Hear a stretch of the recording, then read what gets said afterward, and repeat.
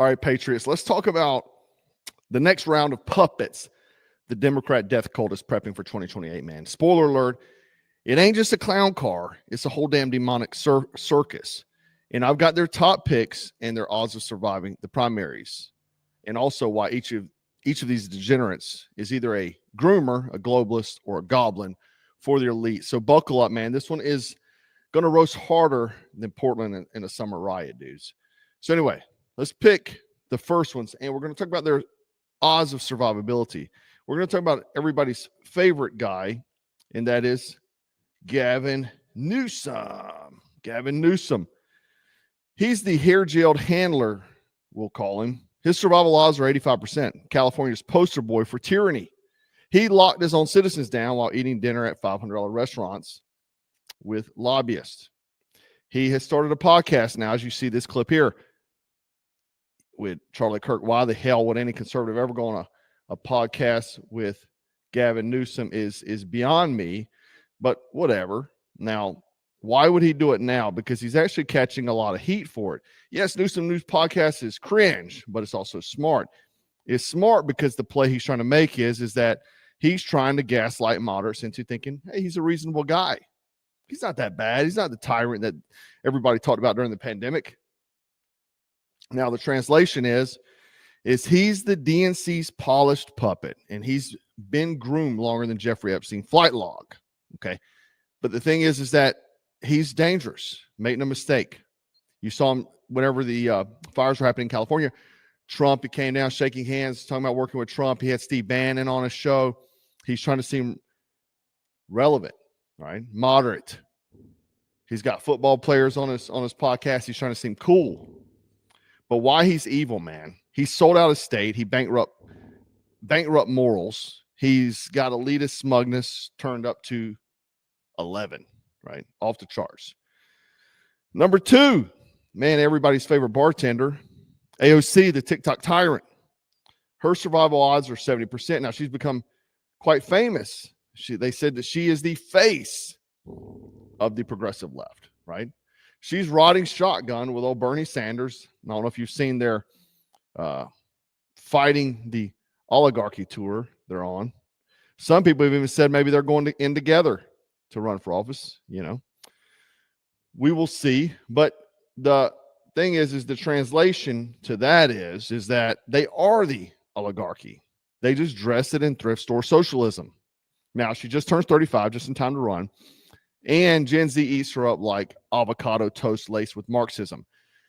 Why she's evil, guys, is she weaponizes identity politics like a terrorist with a selfie stick. She does this all the time. She's famous for this, and she's hell-bent on dividing the country. Now, let's get to this one that you may not have suspected. Oh, Pete Buttigieg, the mayor of Midwittville. His survival odds are 60%. He's the only guy that can screw up airports, train systems, and a presidential campaign all at one time. And he's screws up breastfeeding as well. But he's a prepackaged, DNC-approved, CIA-polished robot with zero charisma, guys. Why he's evil?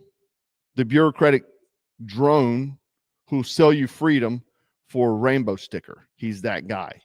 He can pull that crowd in. He can pull it in. Right now, let's talk about the next one.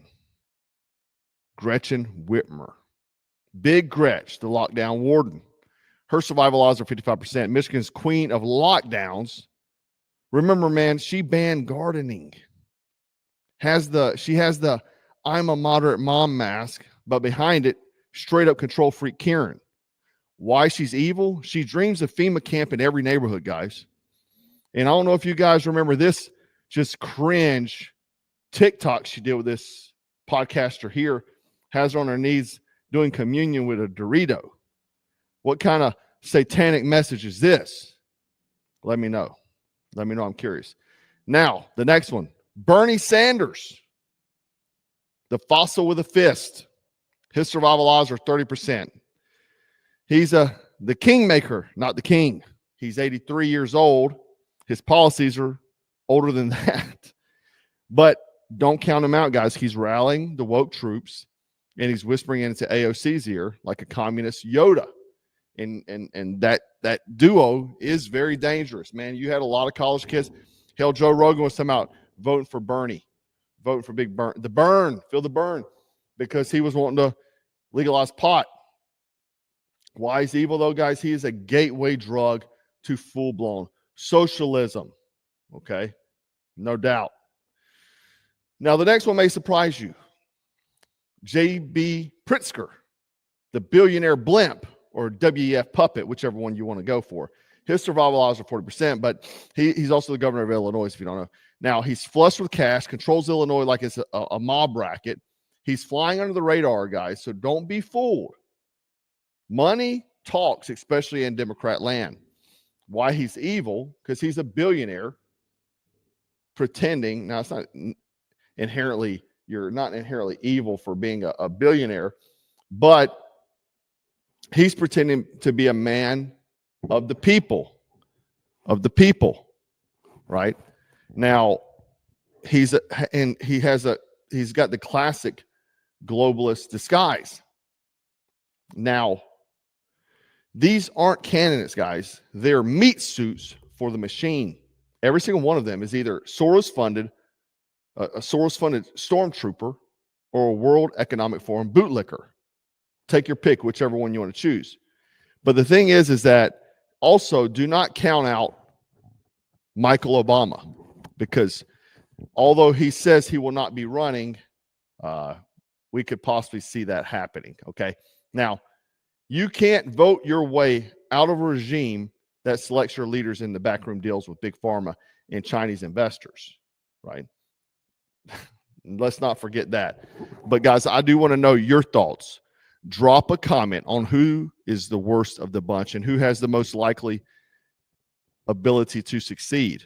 I think Gavin Newsom is pretty strong, and they're probably polishing him for that right now.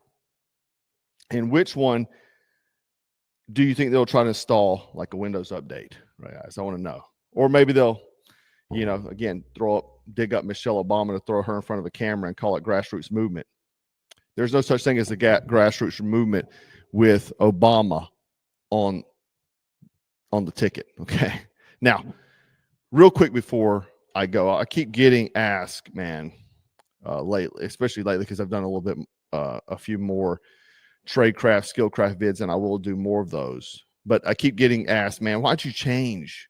Why the shift in your content, dude? Look, back in 2020, man, I was still playing the game, still toeing the line, or 2019, I say. But I've seen too much. The country's circling the drain, and we don't have time for small talk anymore, or safe opinions, man. I was one of the very few people in this realm that actually jumped down this rabbit hole, right? And started actually going full blown. Got a lot of hate for it, lost a lot of subscribers. Probably why I don't have millions of followers. But I started Black Scout Survival, man, to teach you how to fight, survive, and stay dangerous.